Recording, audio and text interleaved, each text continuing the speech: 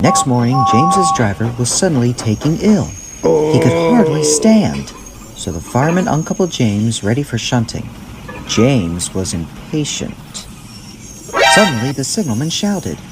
There was James, puffing away down the line. All traffic halted! This is an emergency! Then he told the fireman what happened. Well, it's about your engine, James. Whatever happened? Apparently, 2 boys were on James's foot plates and they fiddled with his controls. What the truck? But don't worry, they tumbled off and ran when James started. Phew! That's a relief, but that proves how dangerous trespassing is.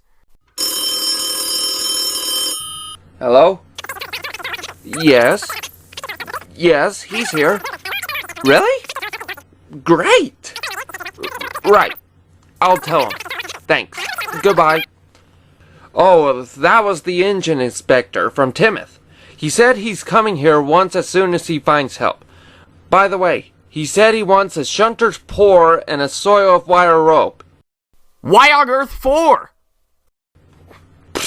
Beats me. I'm just sending the message. But you better get them ASAP. The fireman was ready when Edward arrived.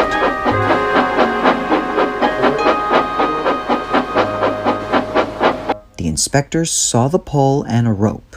That's a good man. Jump in. We have an engine to catch. We'll catch him. We'll catch him. Meanwhile, James was laughing.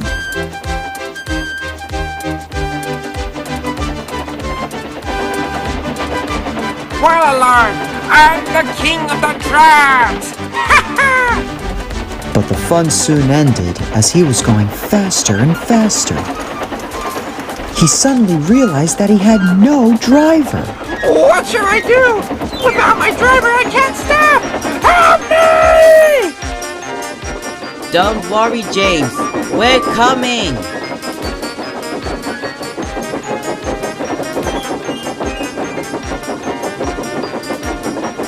I'm puffing harder than I ever puffed before.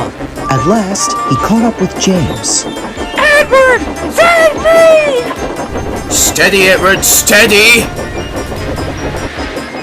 The inspector stood on Edward's front, holding a noose of rope at the crook of the shunter's pole.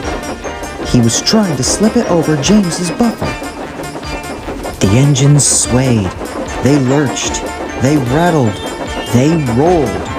But at last, they caught James. The inspector pulled the noose tightly and gently braking. Edward's driver checked the engine speed, and James's fireman scrambled across and took control. Looks like the so-called old iron caught you after all. I'm sorry for insulting you. Thank you for saving me. You were splendid, Edward. That's alright. Even though I'm not as strong as the other engines, I'm still indispensable. The engines arrived at the station side by side. Sir Topham Hatt was waiting. A fine piece of work.